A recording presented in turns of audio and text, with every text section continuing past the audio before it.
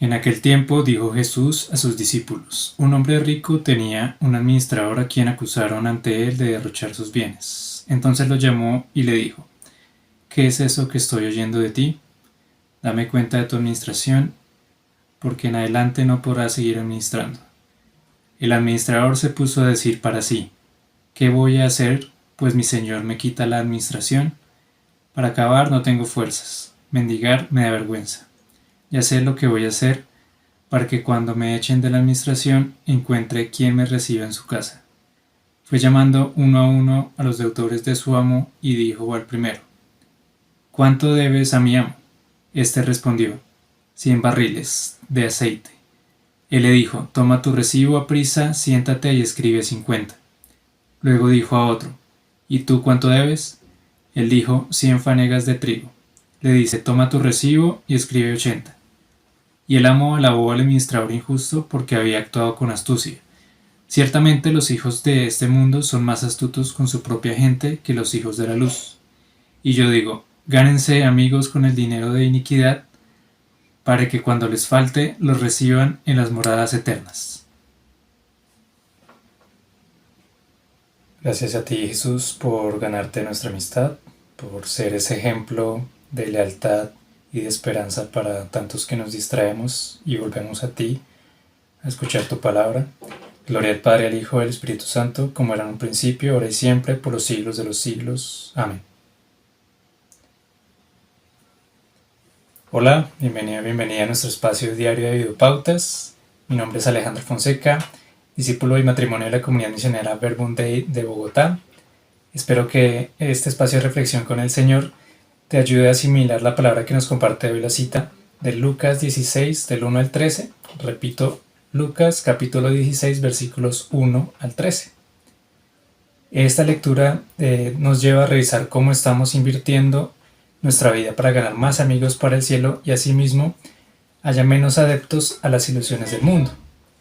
Jesús nos explica en esta parábola el ejemplo de un administrador que al verse descubierto y sin amparo se ve resuelto a buscar la forma de no quedarse sin hogar, ya que se le había comprobado que derrochaba los recursos que debía mantener y su jefe le pide por esto rendir esas cuentas de su gestión.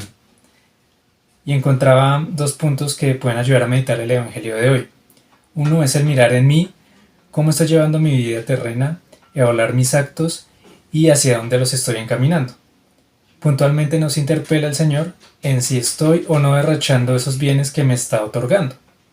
Y lo segundo es examinar el camino que me ha propuesto de dar cuentas de cómo estoy llevando esa cosecha de los frutos que Él me ha propuesto cultivar.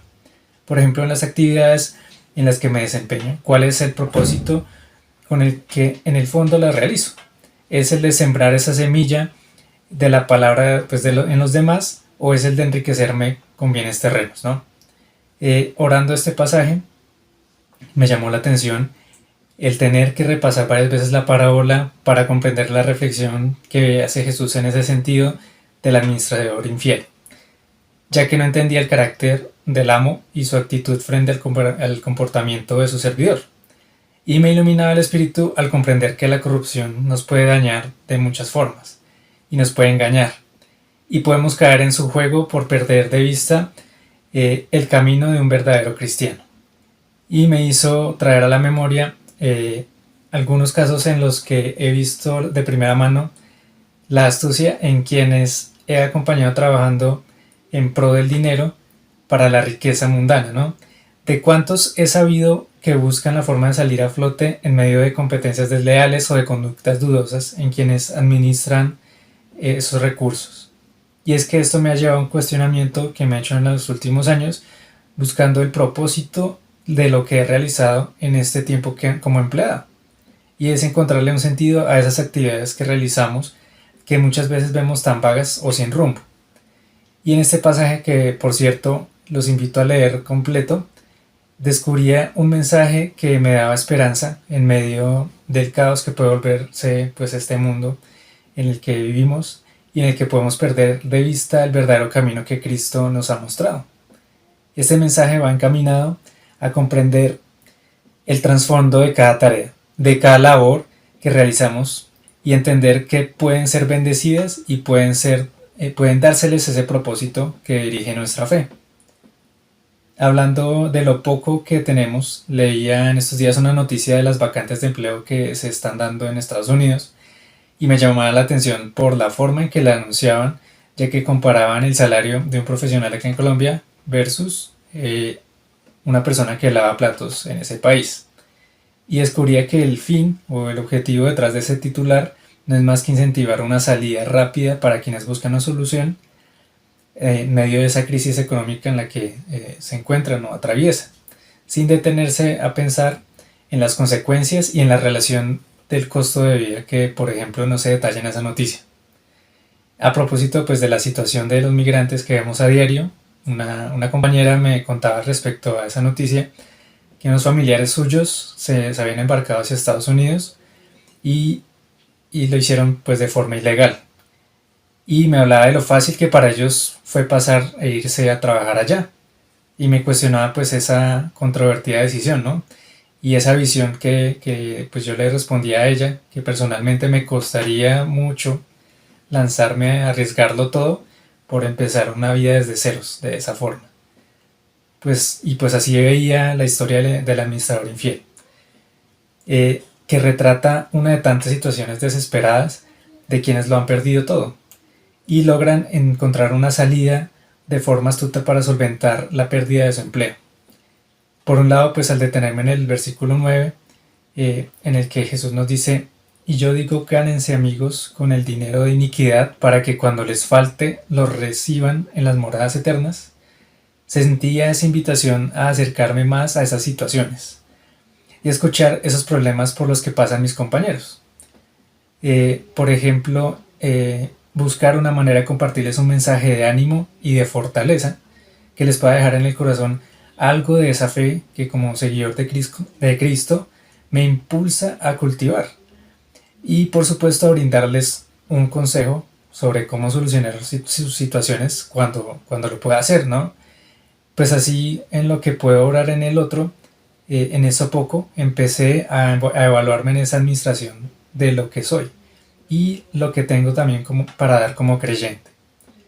Algo que por ejemplo me inquietaba y me invitaba a orar por las personas que pierden su rumbo surgió de las conversaciones que he tenido con personas mayores, pues tienen una preocupación general porque ven en las siguientes generaciones que son más jóvenes y hay una tendencia a dejar de creer en Dios o a formar una idea independiente de lo que entienden que es Él.